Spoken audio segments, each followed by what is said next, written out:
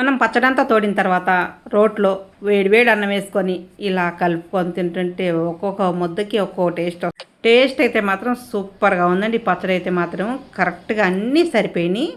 ఇప్పుడు నేను తిన్నాను, మా వారికి కూడా ఒక ముద్ద తించుడు మా టేస్ట్ ఎలా ఉందంటే, సరే ఒక ముద్ద పెట్టు తింటాను, టేస్ట్ చెప్తాను నేను కూడా అన్నాడండి. తిన్నాడు. పచ్చడి అయితే మాత్రం సూపర్గా ఉందన్నాడు. అన్నీ కరెక్ట్గా సరిపోయానండి. చూసారు కదండి. మరి ఇంకెందుకు ఆలస్యం చేయకుండా వీడియో చూసేద్దాం. హాయ్ అండి, అందరు ఎలా ఉన్నారు? బాగున్నారు కదా? మంచి పండు మిరగాయల పచ్చడి వీడియో అయితే మీ ముందుకు వచ్చేసానండి. చూసారు కదా, మా వారైతే కేజీ పండు మిరపకాయలు తీసుకొచ్చాడండి. తొడాలు తీయకుండానే కడిగి క్లాత్ మీద ఇలా ఆరపోసుకోవాలండి. తొడాలు తీసారంటే మాత్రం కాయలకు నీరు వెళ్ళిపోద్ది, పచ్చడి బూజు వచ్చేస్తుంది. ఇప్పుడు ఈ పచ్చడికి కావాల్సినవి ఏమేం కావాలి, నేను ఎలా చేశాననేది చూపిస్తాను.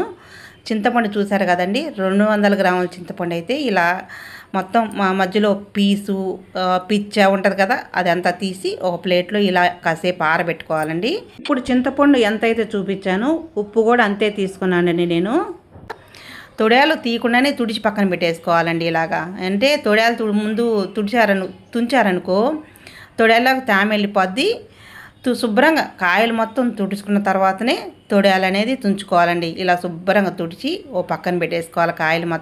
కాయలు మొత్తం నీట్గా తుడుచుకొని తొడయాలతో సహా తుడుచుకొని పక్కన పెట్టుకున్న తర్వాత చూసారు కదండి, నేనైతే ఒక ప్లేట్లోకి ఎలా డిజైన్ చేశాను. ఇప్పుడైతే మనం కాయలు ఇలా సర్దుకొని పక్కన పెట్టుకున్న తర్వాత తొడయాలని తుంచుకోవాలండి. అసలు ఎంత నీట్గా ఉన్నాయి కాయలు. ఇప్పుడు పండుమిరపకాయల సీజన్ కదండి, అందుకని పండుమిరపకాయలు అయితే మాత్రం చాలా బాగా వచ్చినాయి. కాయలు మాత్రం చాలా ఫ్రెష్గా ఉన్నాయి. మా వారైతే కేజీ 50 రూపాయలు ఎంతో పెట్టి తీసుకొచ్చాడు.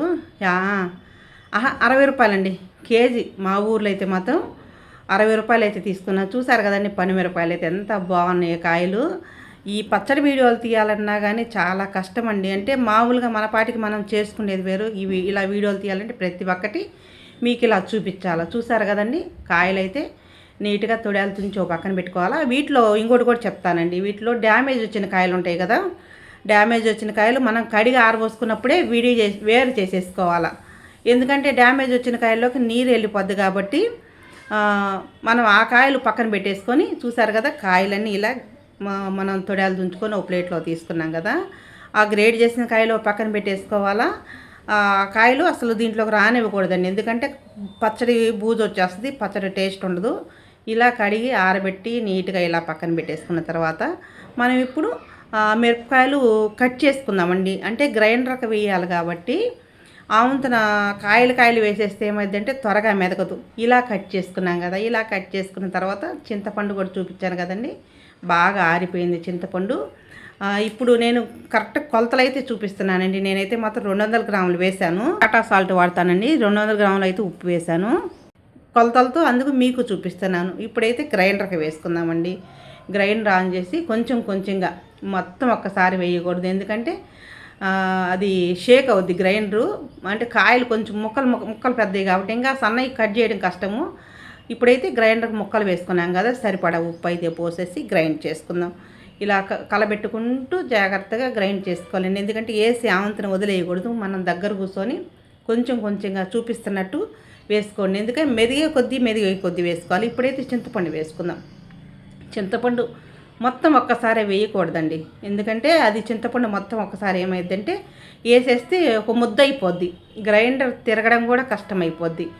మనం కొంచెంగా ఉప్పు వేసే కొద్దీ ఆ చింతపండు మిరపకాయలు నలిగే కొద్దీ చింతపండు అనేది కొంచెంగా బాగా నానుద్ది. చింతపండు కానీ మెదగడానికి బాగా ఈజీగా ఉంటుంది. అందుకనేది ఇలా నేనైతే మాత్రం గ్రైండర్కి వేసేటప్పుడు ఇలానే వేస్తానండి. మొన్న అయితే మాత్రం రోట్లో రుబ్బాను నేను.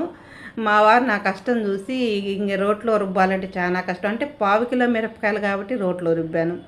ఇంకా ఇంతకుముందు కేజీ కాయలు కూడా రుబ్బానండి నేను రోట్లో, కానీ ఇప్పుడు ఏంటంటే రుబ్బలేక నేను రుబ్బలేదు. అందుకని మా వారైతే బెల్ట్ లూజ్ అయిందని చెప్పేసి ఆ రోజే కొత్త బెల్ట్ తీసుకొచ్చేసి రిపేర్ అయితే చేశాడు.